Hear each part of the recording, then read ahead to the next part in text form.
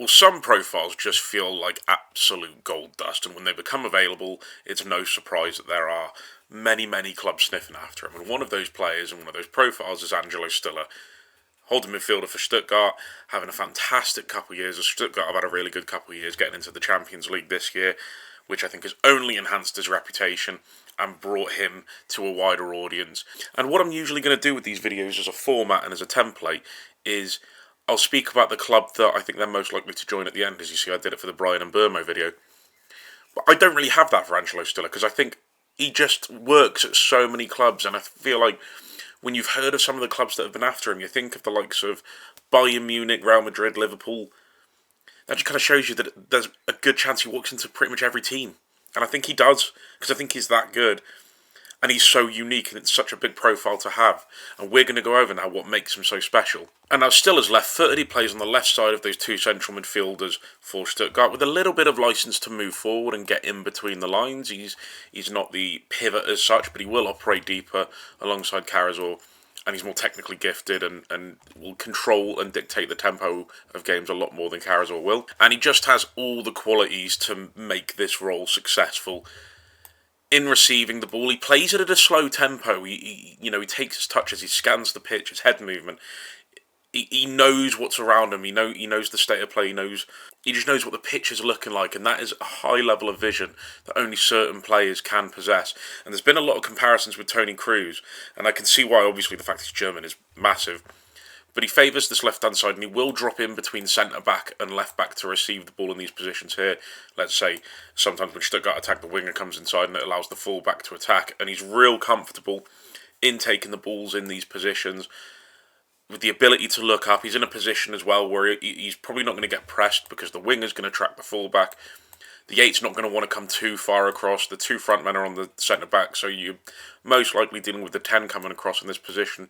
But not instinctively, and he has the angles to then produce the passes you want that can make the most of an opponent's shape.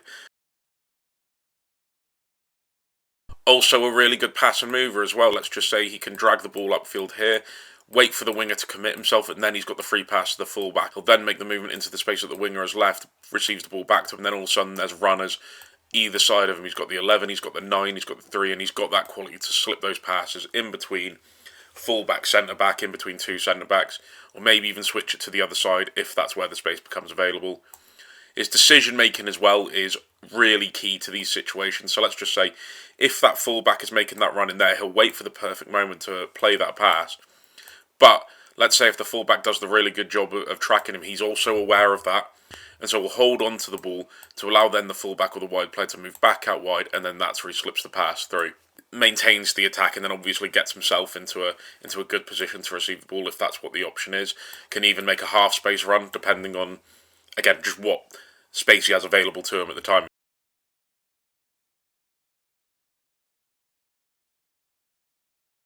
One thing that's key to a player like him is the ability to scan. Look up, look down, and that obviously needs to happen before the ball comes over to him. So let's just say in this position, if they're building up on the right-hand side, the 10 or the 7's got the ball here, and they look to be going backwards, maybe the number 8, Karazor, showing for the ball, he will already start looking behind him, in front of him, see the state of play, and he already knows his pass before it comes to him.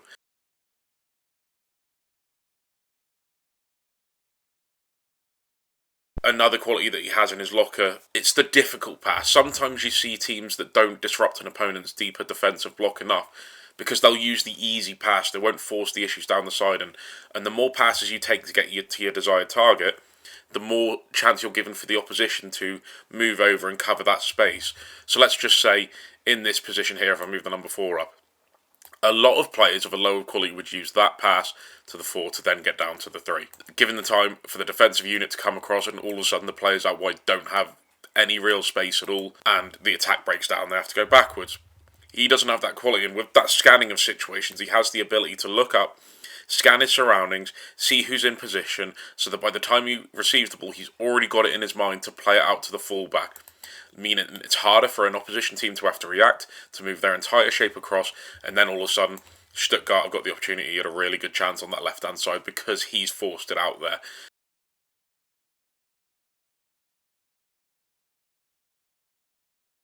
It's such an amazing quality to have for a holding midfielder, and he possesses it. And his first touch is fantastic as well. It sets him up for his next move every time.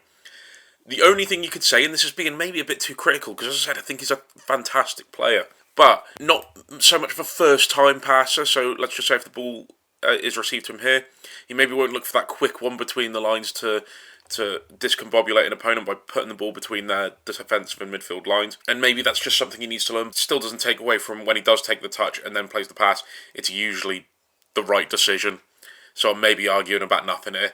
But I just think maybe in certain leagues, especially if he comes to England, where the pace is a lot quicker, that's where you've got to have that maybe just a little first-time poke around the corner. He's got to have that in his game. Incredibly press-resistant as well. Let's say if he receives it from one of the deeper players and he's got his back to play, his first touch is brilliant, can take him away from a marker. Let's say the 8 comes to press, taking a touch around the side, and all of a sudden he's got the angles on this left-hand side to create and find the runners. And to be honest with you, I think the mark of a great press-resistant player is their first touch. And as I've been speaking about, Stiller has it in abundance. And you read where the opposition is coming at you from, where you're getting pressed from in your first touch, then takes you away from their run. And then when you have the technical ability that he does, everything becomes a lot easier. Also, it's not just about opening an opponent's shape through transferring the ball from side to side, which is of course a great quality to have. He will also create good chances for the forward players in these areas and in between defensive midfield lines. As I say, he's got a little bit more freedom to move up. Can also find himself on the right hand side. Him and Karazor have a good level of fluidity between the two. They can interchange positions and allow Stiller to open up more angles elsewhere, maybe due to an opposition weakness or where the momentum of taking Stuttgart's attack and play to that time, and can spot the run with a player making certain movements. So let's just say if the 7's making movements outside, he'll find that pass through there. The 9 making a movement off his centre-back, he's got that in his locker there. His timing is exquisite, his vision excellent. Also loves a lofted pass into the box from deeper areas as well. So let's just say if the 11's making the movement here, he loves this little curled pass over the top for them to get on the end of. A wide array of quality as well. So even in tight situations like this, in between lines, he can use the outside of his foot. And again, even when it's in tight, compact spaces where there's going to be more pressure on him, he doesn't rush, doesn't panic, waits for the moment to strike, and also will draw opponents into him, creating space for other players. So let's just say if the 6 is on the 9, he'll wait for the 6 to come close enough to him to the point where he knows he's got the right amount of space to be able to find a pass through to the 9, who's then got the opportunity to score a goal and win the game for Stuttgart. In deeper areas as well, can do that, can draw the 4 out to him. All of a sudden, a 10 in this position's got a lot more space and he finds that pass excellently every time.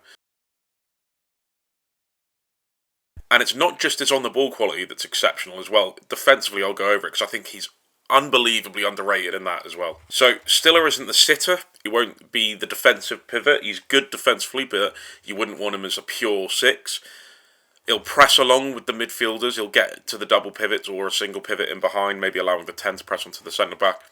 And while he does his job really well of pressing his marker, it's a fantastic quality. This was very Michael Carrick as a United fan. I've seen Michael Carrick play like for years. He would always read an opponent's shape and intention brilliantly. So let's just say if the 5 is shaping up to pass upfield here, he'll obviously follow the 8 into this position here because the 8 will naturally show for the ball.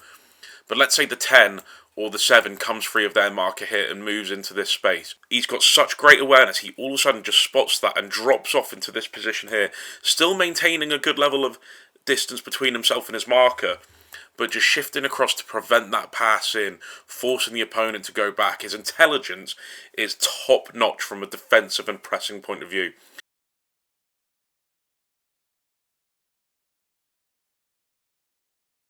He's not aggressive.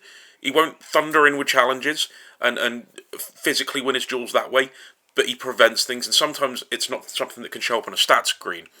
But it just highlights a player's intelligence that he's always in control of defensive situations, preventing something from becoming an issue before it even appears as one. It's a unique quality and only few possess. And again, while you maybe wouldn't want him as the 6 because he lacks that aggression to go and win his duels, and he's not overly athletic either. Sometimes when the attack's going past him in a transitional sense, he struggles to keep up with it. You know, if he's got 8s and 4s and 10s running around him, he can get a bit lost in those sense. He doesn't get close enough and can't track the runners as well. his intelligence and the way he positions his body, and as well, let's not forget he's only about 24. It's only going to improve, and as well, when he's going to go to one of the top teams, are obviously more settled and they have lots of different profiles to be able to compensate for that. It's only going to enhance his quality. But the mental side of the game, he has top draw. Such a unique quality, and full credit to him. But I'd love to know what you guys think. Let me know why you'd want him at your club. Again, don't have a club specifically that he can go to, because I think he walks into just about any team in world football. I genuinely believe that. Let me know what you think. See you next time, lads. In a bit.